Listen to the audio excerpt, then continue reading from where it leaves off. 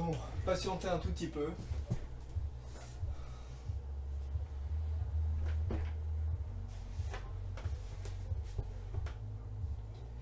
Je sais que c'est long, mais tout le monde va être pressé. Hein. Ça fait combien de temps que j'ai pas fait un live? Ça fait pas mal de fois. Bon, espérons que la vidéo ne sera pas coupée, hein, parce que... Mais là, je joue pas, donc du coup... je prends pas beaucoup de FPS. Ça va être mieux.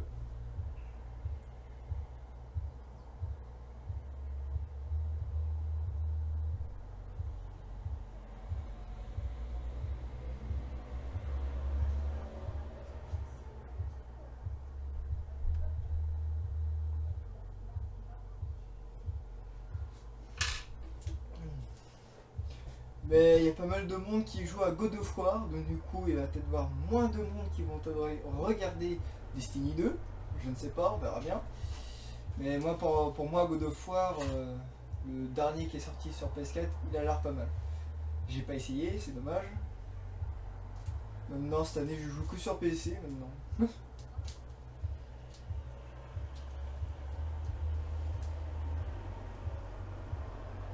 Par exemple ils font un God of War sur PC, là j'achèterai tout de suite, hein, mais là c'est dommage, ils auraient pu. Déjà qu'en patient, Crash Bandicoot arrive sur PC, Switch et One, donc ça c'est bien pour tout le monde.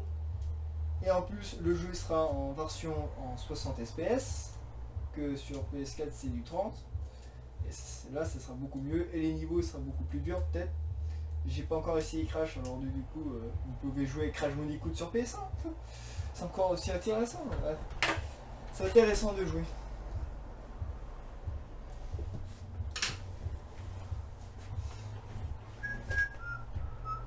Attention. Attention. Est-ce que vous êtes chaud là? Ils sont en direct, il est 7h. Attention.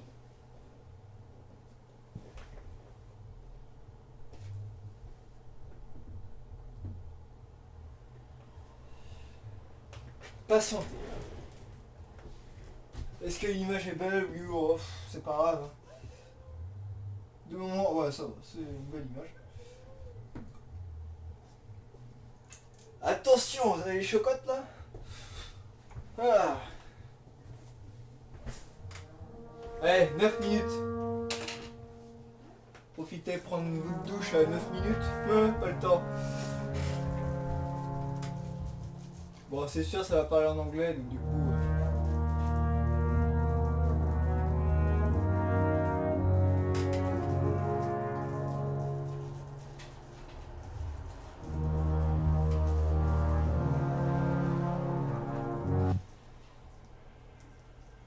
Oh! Donc ma vidéo sera en 360 SP, c'est... ouais.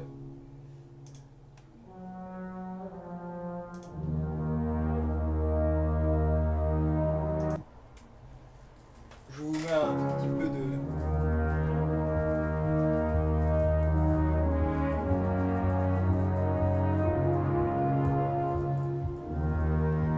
Quoique, je vais voir si je peux mettre en version. Je suis en 720p, HD, voilà, espérons. Ça va peut-être pas laguer pour la vidéo en live, peut-être. Ça peut pas non plus FPS.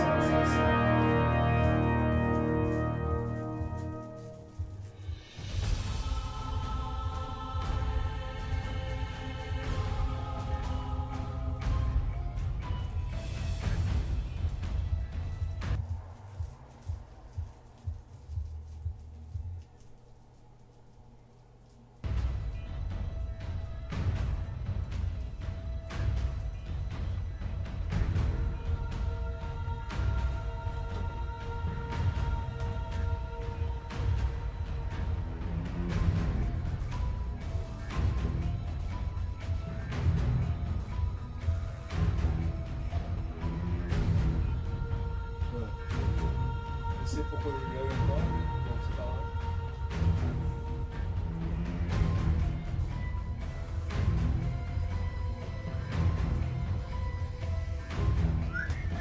Bon, c'est toujours à attendre. Hein. Avec eux, hein, 7 minutes, c'est comme une musique de techno. Hein.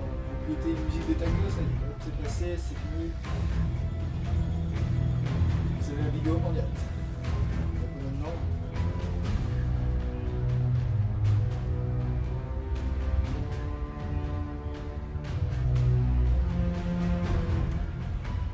Espérant elle est bien. Parce qu'on a acheté le DLC à 34 €, donc ça va, hein. C'est pas franchement, c'est pas 50 €. Déjà d'une, on s'emmerde déjà d'une, avec Osiris. On est toujours patient à attendre le prochain DLC. Espérant ça sera mieux que Destiny 1. Si c'est pas, ils vont faire péter encore plus dans Destiny 2. Croisons les doigts, s'il y a des nouveaux trucs, on a peut-être une chance.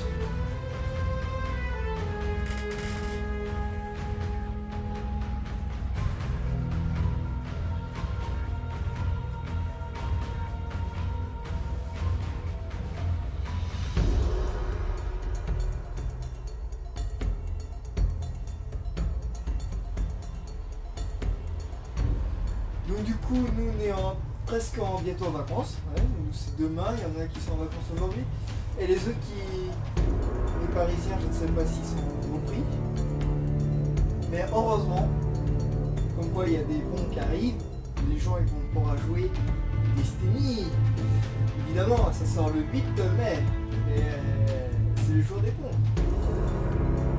On a encore, pour nous, on a que 3 semaines grâce à encore les ponts. C'est bon. Comme ça, tout le monde pourra jouer à Destiny 2, nouveau DLC. Là, il va y avoir des geeks, mais pas maintenant. C'est pas sur le thème. Ils ont mis du temps pour faire le deuxième DLC.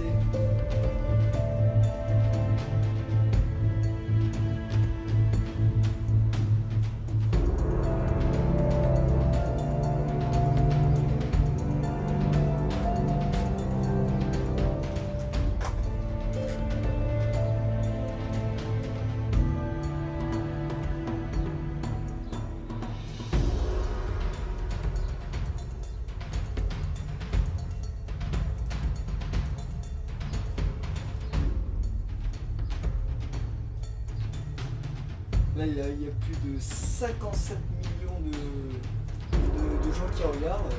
C'est déjà aussi pas mal. Voilà. Ça va, c'est moins pire que les autres. Aujourd'hui, il fait chaud encore. Donc c'est pour ça que j'ai laissé la fenêtre ouverte. Là, je peux plus. Ouh.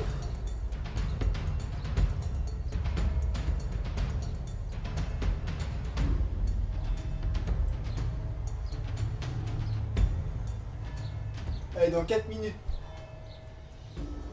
Hello and welcome to the pre-show for another Bungie stream. We are here today to reveal Warmind, the second expansion to Destiny 2. This is a final mic check. We are adjusting our audio levels. You should do the same. This is the sound of my voice to use as a test pattern. I'm Deej, I will be your host. The stream will begin in approximately 4 minutes. Talk to you then. Ok.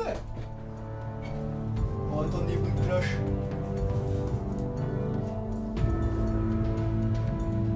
Allez, ça va commencer dans 3 minutes. Et 7h02, ça va commencer à 7h05. Hop, hop.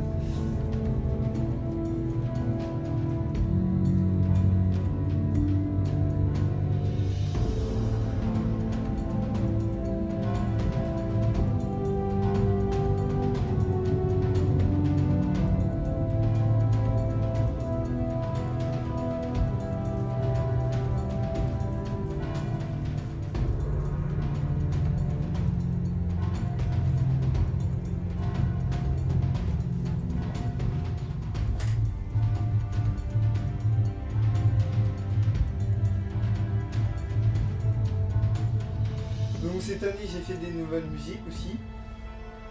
N'hésitez pas à y aller écouter, toujours à écouter. J'ai fait la musique Africa, donc c'est une reprise des années 90. j'ai retapé en version 2018. Vous avez le droit de télécharger sur YouTube, hein, comme...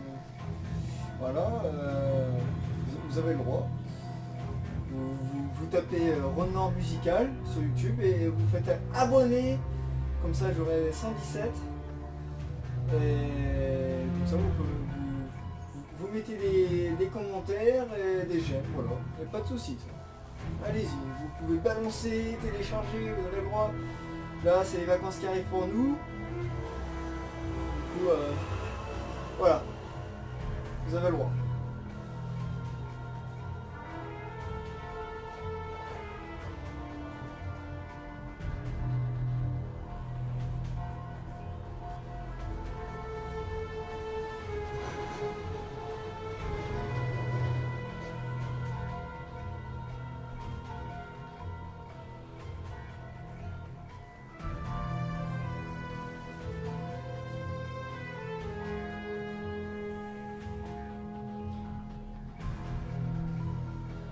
Allez, dans une minute, attention, patientez.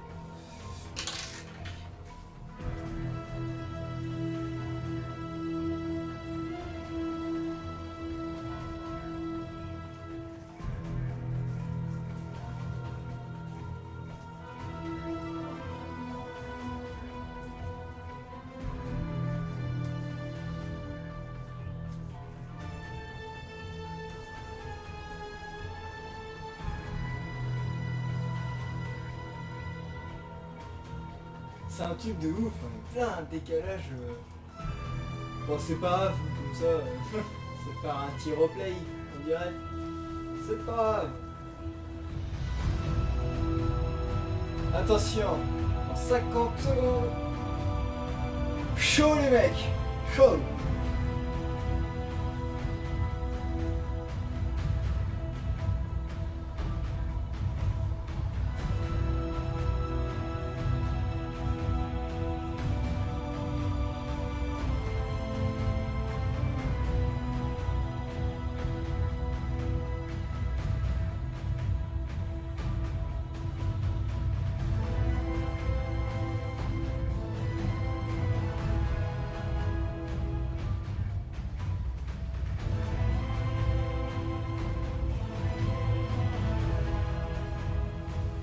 Neuf, 8, 7, 6, 5, 4, 3, 2, 1, go! Oh putain! Ça y est. Silence.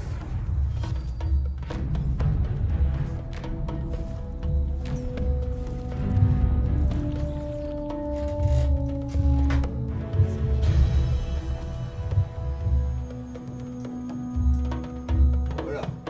Il y a un peu de son là.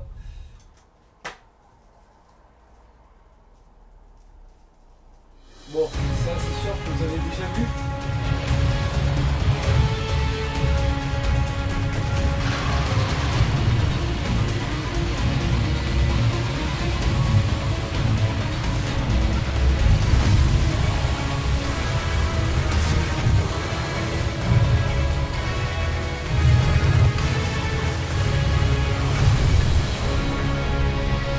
Attention, c'est parti. On va tous écouter. Bon, c'est de l'anglais, mais bon. Hello and welcome to the reveal stream for Warmind, the second expansion to Destiny 2. I'm Deej and I'll be your host, and I will be joined in the hot seats today by many waves of developers to talk about different aspects of this new piece of content that comes out May 8th. That will be a fitting theme for this stream, but we'll tell you why in a few moments. First, I'd like to introduce you to some of the creative leadership that has driven this project together. We have Evan Nikolic from Bungie. Hey. And we have Brent Gibson from Vicarious Visions. Hello. So this is an interesting milestone because we've talked about our partnership with Vicarious Visions before. Yeah. We've introduced our community to some members of your team when we were bringing the PC build out into the wild for the first time. But this is the first time that we have ever sat in these chairs together as partners to talk about how we can create a new adventure from scratch together. So talk to me a little bit about what you do in your respective studios, and then we'll explore the way we've been working together. So what would you say you do here?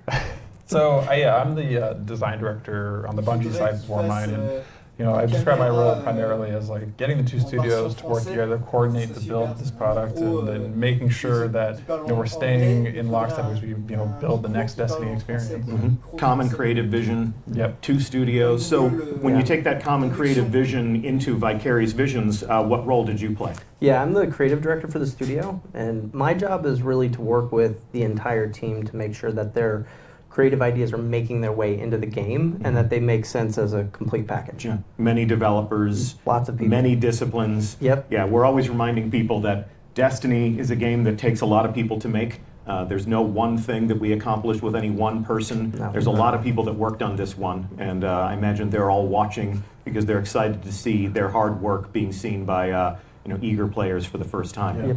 So what's it like when you're working together, 2 studios coming together and coming up with an idea? Like, whose idea was it for us to go to these new places and to fight these enemies and to discover new heroes? How does that work? Well, we talk about this a lot, and I think the thing that I like about our partnership so much is that you really don't know where the ideas begin and end. Like, everybody's been working really hard to make sure that this is like a truly collaborative effort, and that we're all taking the best ideas, regardless of where they come from, to make the best game we can.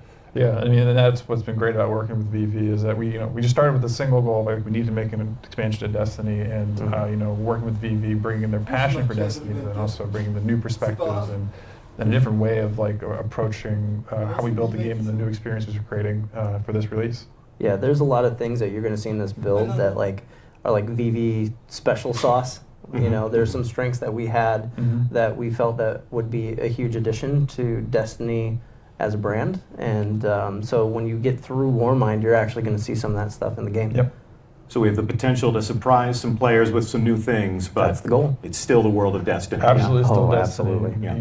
VV brought their bend to it, but it definitely is still Destiny. I'm definitely proud of what we built here today. What's it been like for you guys to come into this development process and to learn new tools and to join us in this crazy chaotic web that we weave? Yeah, I mean, the first thing is like it's been 2 years of building this relationship, and I described Evan as kind of our Sherpa up the mountain of like learning how to make Destiny, and we really had to come at it like super hungry to learn. And these guys have been amazing mentors. This is a big, complex game. There's a lot going on to it, and we have to, there was a lot of work that went into that 2 years to learn that.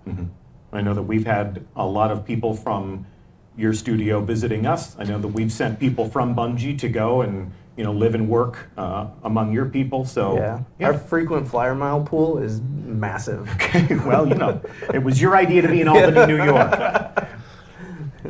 So I want to talk about our goals for this project, and we're going to take a look at some gameplay soon, but we want to set your expectations for what we set out to achieve with Warmind. I actually encountered a tweet from Paris from Gamertag Radio yesterday, and there's a lot of people in the Destiny community who are looking at our roadmap, and they're talking about the things that we want to do to transform the player experience, to enhance the hobby that revolves around Destiny. We had a long conversation about these things with members of our community in our first community summit. We're pretty happy with the way that went down, so I'm hoping there will be more of those in the future. But we are looking to do a lot of things to Destiny. Update 114 was a step in that direction. Warmind is the next delivery of content and transformative enhancements to the way we play Destiny. And Paris from Gamertag Radio said, "Think it's safe to say that we want new and exciting things to do and explore, while also giving us an earned challenge for those that enjoy activities in the end game." So this May 8th, that's what a lot of people in our community are looking forward to. New things to do, new ways to play, an injection of new challenges into the end game. You think you can satisfy that with Warmind? Yeah, I definitely think we're hitting some of those beats and satisfying what players want. I think you put it as like this is the next step of where we want to take Destiny. So we got all new destination to explore. We're putting a bunch of secrets in the destination we want you guys to find and tell stories about. New story and campaign, new adventures. We have a new endgame activity called Escalation Protocol that we'll cover more later today. We want to challenge players. We have a new raid layer. We're bringing PvP ranking in, private matches, new PvP maps, like all up. I think we have a very big package and offering here, and we hope to keep players engaged for the coming weeks. We've layered so many things into this game. Like, I challenge players to find it all. There's so much. They accept that challenge. Yes. Careful challenging our community. So we're going to a new destination. Where exactly are we going? Yes, so we're going to back to Mars, and so it's a place that if you've played D1, like it's a place you're familiar with, but it's a different take on what we have here. We call it Hellas Basin. It takes place in the polar ice cap of Mars, and where we're discovering Rasputin awakening. Yeah, Rasputin. Just leaping off that, Rasputin has woken and set off a chain of events, solar system wide. So you're seeing like warsats raining down from the sky. And specifically on Mars, this is causing the ice caps to melt. Let's show while we tell. We're going to break live. We have a fire team on the surface of Mars. You may have been to Mars before, but this is an entirely new landing zone. So let's take a look at what we can see here. You said the polar ice caps of Mars are melting. Yep. And there's a view of the skybox. We can see our old friend Phobos in the distance. And we've got some space junk raining down from the skies. And then if we pivot left, we can actually see what you were talking about. So the polar ice caps are receding. Yes, and they're uncovering a time capsule left on Mars, which is Clovis Bray. It's the cradle of invention. It's the birthplace of all the technology that we know in the Destiny universe today. And it also happens to be the birthplace of Rasputin. So in the distance there, you can see that we have a huge facility. And this is Rasputin's stronghold. And it wouldn't be Destiny if we didn't have public events and crazy things happening in an ambient world. So Rasputin is on Mars. You're telling me Rasputin was born on Mars. We don't want to overspoil the story elements that we're going to learn in this game. Hot take from the community. Stop telling me everything I'm going to learn. Absolutely. Stop mortgaging the gameplay to make your streams awesome. So we are going to leave a lot of the player discovery on a lot of the story for the actual player experience. I'm sure you'll explain to us how Rasputin can be on Mars and in old Russia at the same time. And we will satisfy all of these curiosities. I know we have plans to do that. For the time being, this is your first glimpse of the place on Mars where you'll be exploring, where you'll be playing. This is where the campaign will take place. But then even after the campaign is over, you have reasons for us to come back to this place. Oh, absolutely. Yeah, we have thawing right next to Rasputin, we have the hive. So we have a whole new frozen hive that's on destination and there to challenge the players. Yep, and then like part of that hive awakening is like the escalation protocol event. That's a ritualized public event that we encourage you to play over and over again with escalating waves of difficult combatants to fight. And on top of that, we have plenty of secrets and lore squirreled away and hidden in parts of the destination. And like we're really looking forward to players like unearthing that and uncovering that and learning more about like the Bray facility and the Bray family. It's been an interesting construct of science fiction where you have the company, you have the corporation, and you have the evidence of commerce, whether it's Wayland Yutani or whether it's the Tyrell Corporation. So Clovis Bray is our own storytelling fictional corporation, and we're going to learn a little bit more about Clovis Bray, including some of the people that were involved in the Operation Clovis Bray. Is that right? Absolutely, yes. We're actually introducing Anna Bray. Anna Bray. Anna Bray. Okay. Yeah.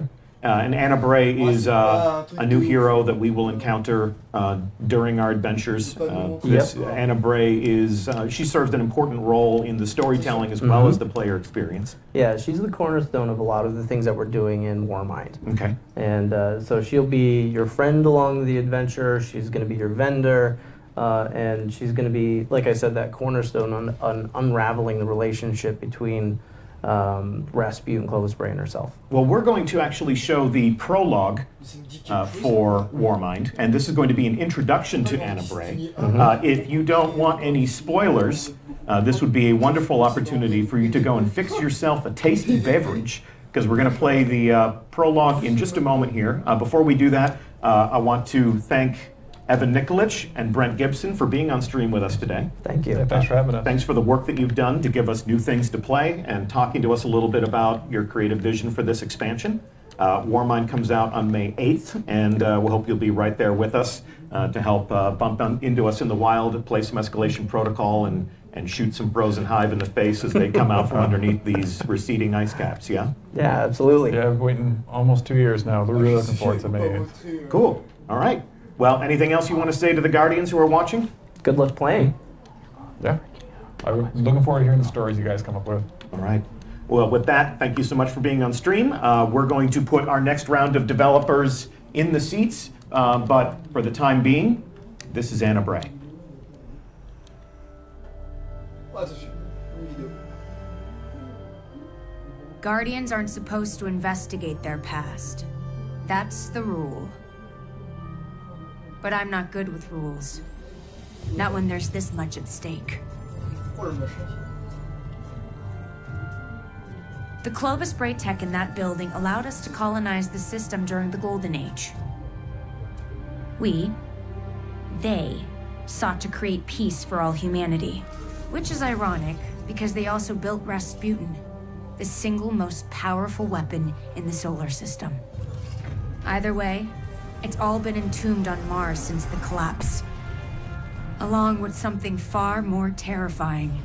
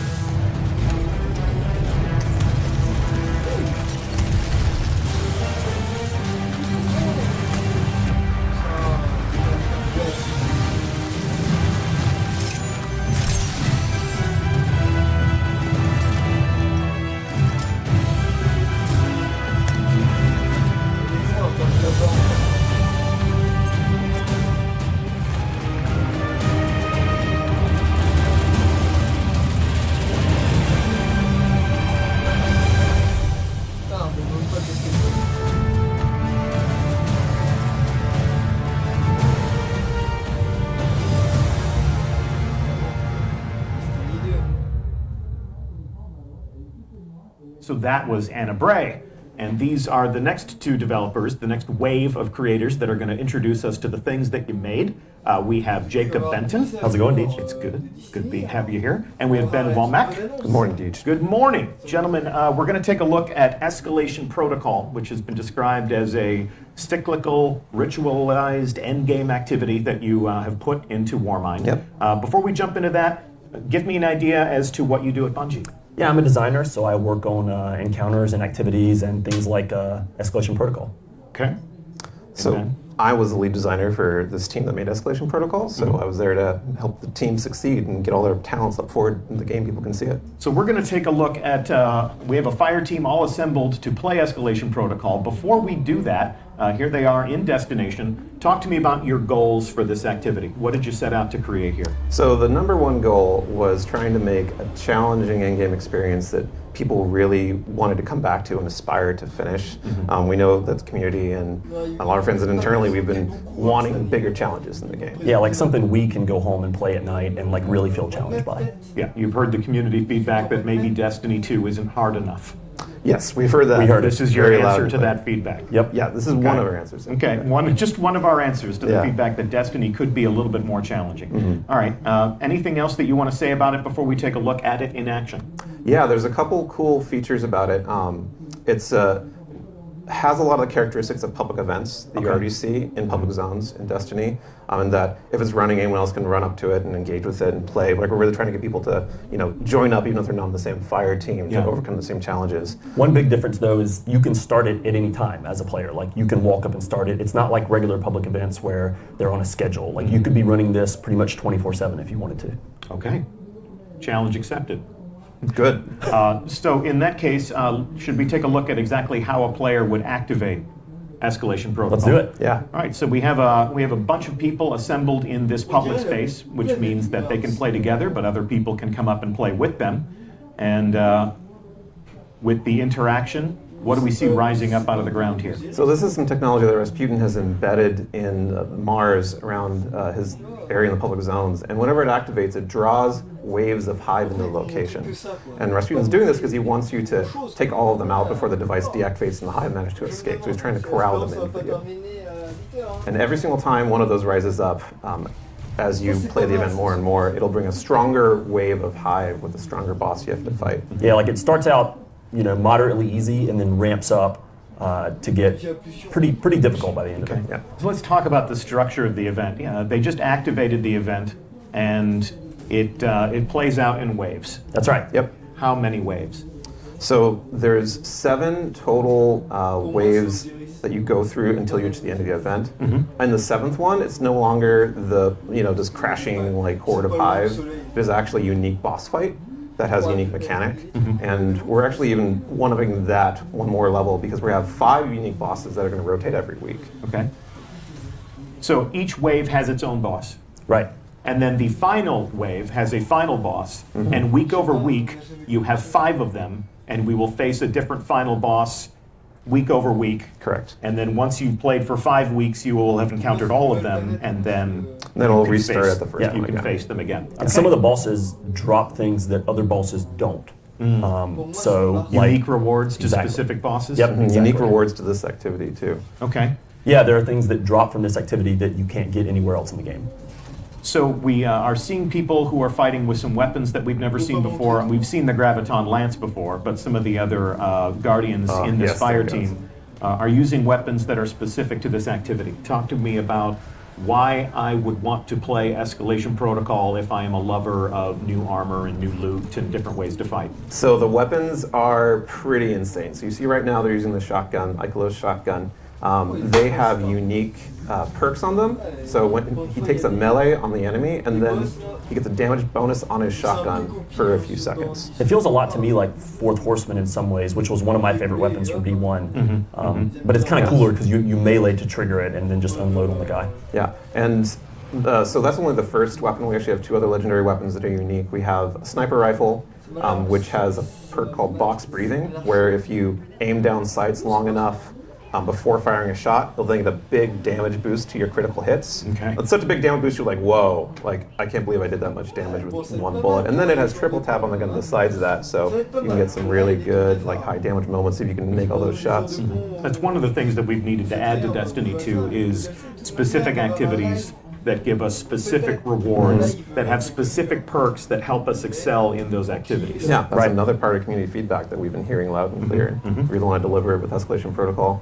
And the armor set is super cool looking as well. It's very like Rasputin sort of themed, and when you have the full set in completion, it just looks pretty rad. And you're only going to get that armor from this activity. Correct. That's right. So talk to me about how the character progression is structured. If I'm playing Escalation Protocol, what can I expect to earn week over week? What can I expect to earn every single time I complete all 7 waves of the activity? So we have a few different reward systems that working at the same time inside of the activity. One of the, I think the most desirable one. Don't wave at the boss. That's a high value target that's messing with them right now. Okay. In the public space, like stuff collides like a really, really fun ways. But so we have several different systems. When you finish the wave 3 and 5, a chest will spawn that has more kind of normal public event type rewards in it, as well as chances of vanity items that you only get from this from Escalation Protocol. Yeah. The most desirable stuff comes from beating that boss at the end. Okay. We have 2 different systems. We have those guns we I'm mentioned. going to interrupt you. What do we got here? Oh my gosh. Okay. Well, this is the Hive Sword.